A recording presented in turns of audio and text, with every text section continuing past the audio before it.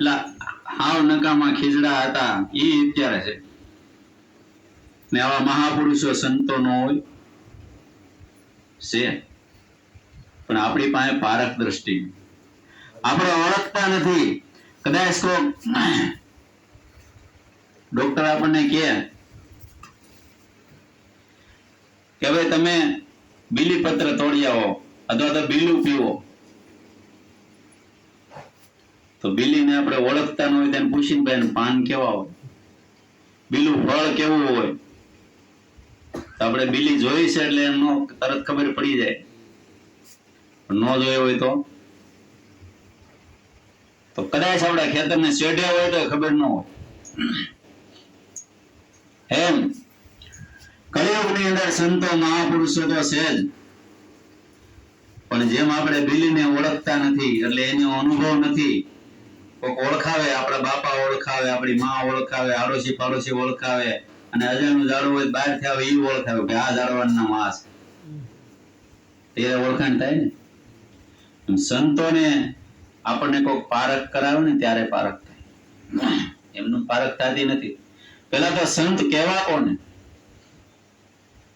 આપણને તો એમ છે કે ભાઈ સંતો એટલે ભગવા કપડા પહેર્યા હોય, માથે મોટી જટા હોય, અને ગરબા છોડીને નીકળી ગયા હોય, ભગવાનની ભક્તિ કરતા હોય, તપસ્યા કરતા હોય, મંદિરોમાં પૂજા કરતા હોય, આશ્રમોમાં સેવા કરતા હોય, આ બધા ભગવાન જ છે, સંતોષ. પણ બધા નો પણ હોય, કોક નો હોય. સંસારની અંદર બધા સંસારી છે, તો તમે જો ગૃહસ્થી સંતો થયા એના ઇતિહાસ તો વાંચો.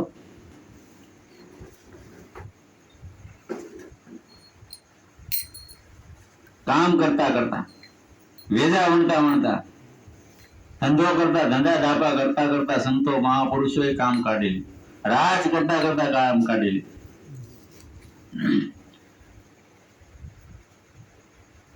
આપણને એમ થાય કે બાવા સેલાર છે એટલે કોઈ બાવા હશે. ના ના, મોરબી રાજા,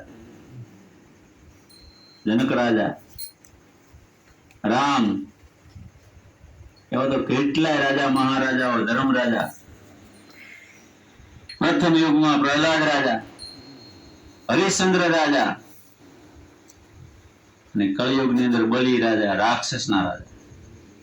રાક્ષસ કુળમાં જન્મ લીધો અને 12 કરોડના તારણહાર થયા. જો તો આની ઉની વાત.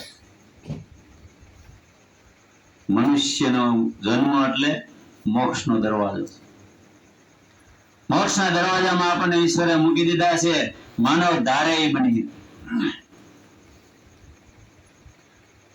ક્યાં જવું છે એ નક્કી અત્યારે કરવાનું, ને આપણે જ નક્કી કરવાનું છે. અને જ્યાં જવું છે ત્યાં લઈ જવા માટે આ નામ તૈયાર છે. નામમાં બેસી જાઓ, પ્રાઇવેટ રિક્ષા બાંધો, ટેક્સી પ્રાઇવેટ બાંધો એટલે તમને કયો ને લઈ જાય, કે પછી એમ કે ભાઈ ત્યાં નહીં જાય, એમ નથી કે તમે સ્પેશિયલ બાંધી. સત્ય નામની નાવમાં જે બેસી ગયા, સ્પેશિયલ નાવ કરી, એને જ્યાં જવું ને ત્યાં મૂકી આવે, એને બદલવું ન પડે. અને કટકે જવું હોય તો બદલવું પડે. આમ તમે રિક્ષાનું ગણો ને, આપણે 7-10 કિલોમીટર જાવ હોય તો સ્પેશિયલ બાંધો તો ત્યાં મૂકી દે, નકર 2-3 ફરો ત્યારે મેળ આવે. એક સ્ટેશન થી બીજા સ્ટેશન, ને બીજા સ્ટેશન થી ત્રીજા સ્ટેશન. સંતોએ આપણને પ્રાઇવેટ નાવ આપી દીધી છે કે આ નાવમાં બેસી જા એટલે તારે જ્યાં જવું છે ત્યાં લઈ જાય. નામ વસ્તુ એવી છે કે નામને ઓથે જે સીતું હોય મળે. એટલે ગંગા સતીએ કીધું છે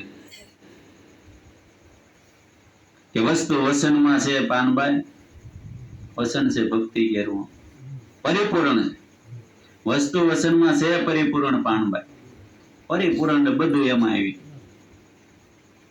વસન છે ભક્તિ ઘેરવું. ગંગા સતી એમ બોલ્યા કે કરજો તમે વસન વાળાનો સંગ. વસન વાળાનો સંગ એટલે સંતોનો સંગ કરવાનું કીધું, સત્સંગીનો સંગ કરવાનું કીધું. એ બધા વસન વાળા એનો સંગ કરવા.